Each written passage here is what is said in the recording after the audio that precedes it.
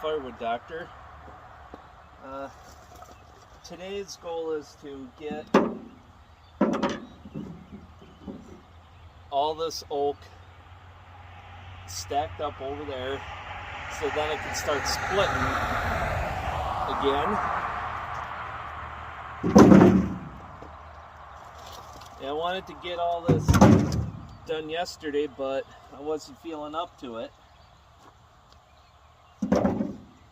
So yeah, it is what it is. Allergies really kicked my butt. That's all I can say.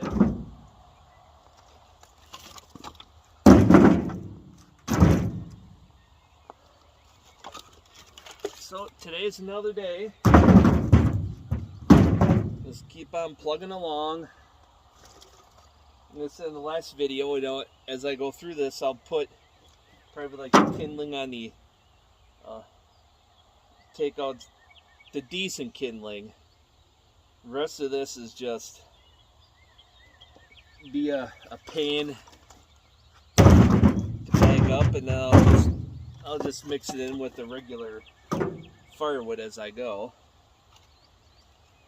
But yeah, the fire danger is in the high category again, so pretty much you don't want to burn anything, and then this shavings debris goes up like a match. So you can imagine how good a pile of it would do. You know, you have like a truckload of it and you're shoveling it on by the wheelbarrow. It's going to go poof real fast.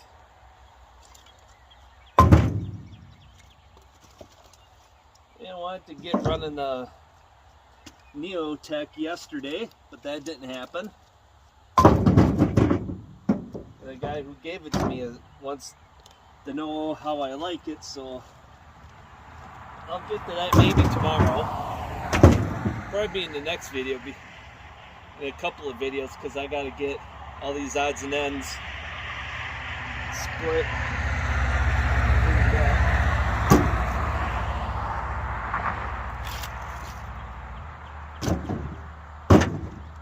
So I'm going to move a truckload of this at a time instead of just a little off the end. Then that's less trips back and forth with the truck, with the Silverado wheelbarrow. Yeah, it's more work to bring the wood to the back of the truck, but then I don't have to waste the time stacking it, so either way, it works out to be about the same amount of time. The ideal way would be to split into the truck, but the height is just a little too high until you get weight on it. Or the splitter is sitting, you know, outfeed up, and then it'll goes into the truck easier. So I have seen trailers that would work. The one I borrowed to pick up this Wolf Ridge, that would be perfect because it's you know, the height is way down here, you know, like at knee level, and that would be absolutely perfect to split into. You know, no need for a conveyor. Yeah, but that aluminum trailer, you know, something like that is like $2,500. It'll hold half a cord stacked and level. But yeah, it's a little price for what it is, but it'd be absolutely perfect for the way I want to split, and then no need for a conveyor or anything. So all right, let's speed things up and really get going here.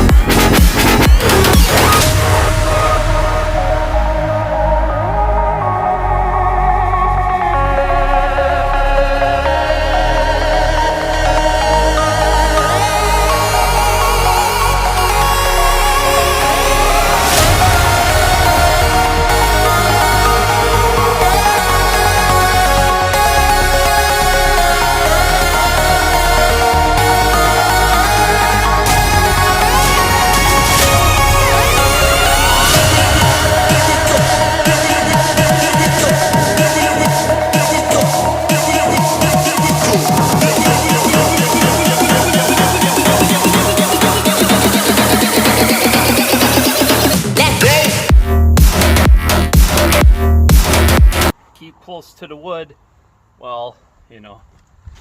So put down another pallet, and I was thinking while I was stacking earlier on, well, how can you stack faster? Well, what you do is you just grab the first piece your eyes lock onto.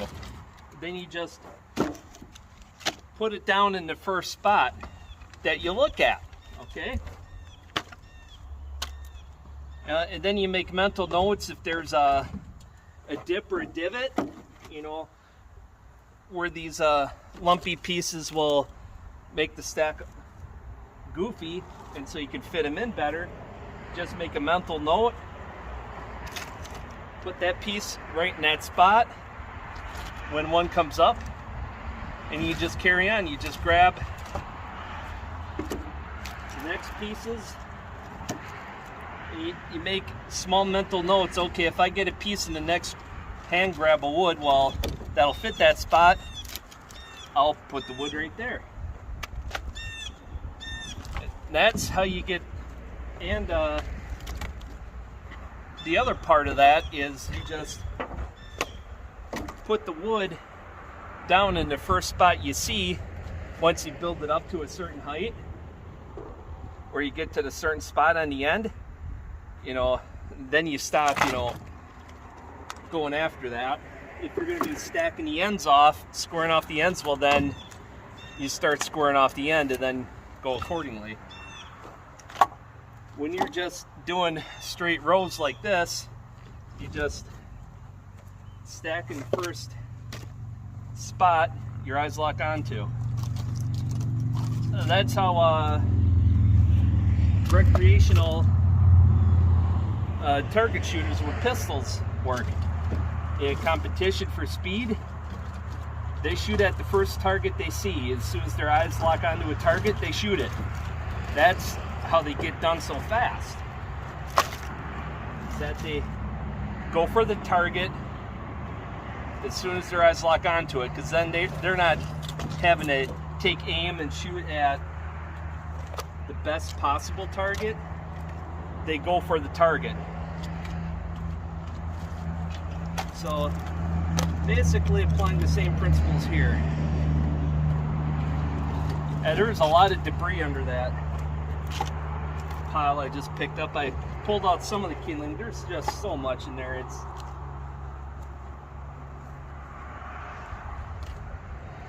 It just isn't worth my time to sort through it all. So if I wasn't on the grass, the gravel, I would have it piled up and then bag it.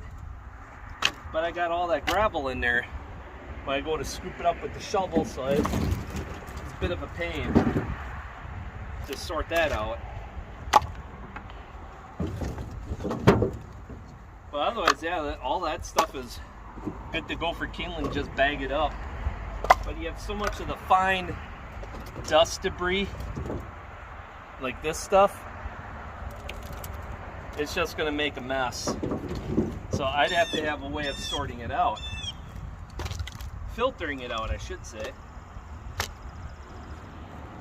But that leads me to an idea. Well, the reasoning why behind something like the Yappa Perfect Split and Perfect Clean system. Perfect Split gets you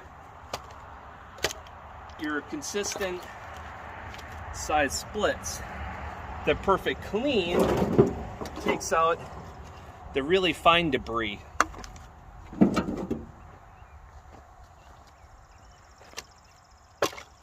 Then where the disc clean, something like the disc cleaner or tumbler comes in, they'll filter out all the kindling debris from your finished product. So then if you have the time, you could bag up the odds and ends, that, scraps that come out of the disc cleaner or the tumbler. Put that in the bags for your kindling. So then you pretty much have all the fines eliminated at that point.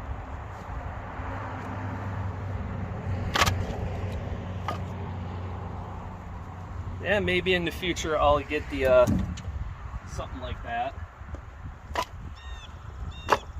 to save time when it comes and making consistent quality product.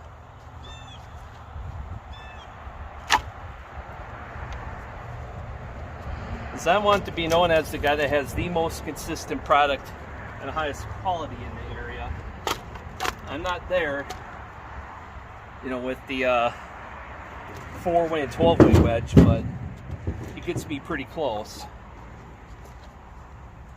You just have to take more time when you go to split it, you know, to watch the size of your splits. Now ideally I would go for this size split. It's like a 2x3. 2x3 on one end, 2x4 on the other. You know, for me this would be perfect. This would come off like the Easton made pizza wedge. This is the biggest I want. This, something like this would come out of the center of the 12-way on the Wolf Ridge. So a pizza wedge or basically a 12-way wedge size, because this is about as close as I can get to finding a piece that will come from the center without digging through the wood pile.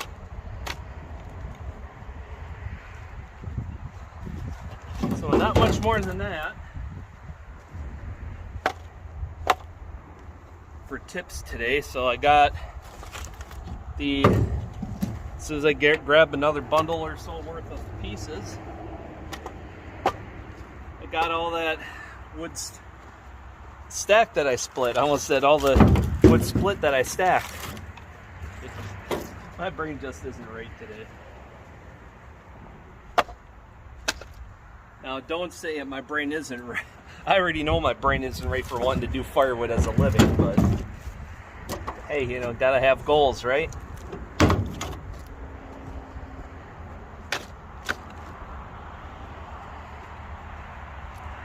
And now I'm all set to split more wood.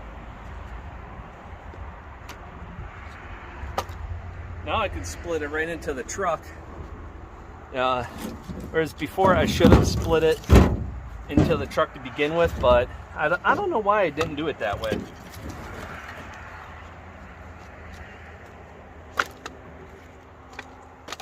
But now I got a few more pallets. I could probably put a couple more face cord in this pod before I got to add another pallet. So yeah, wood be going all the way out to the gravel.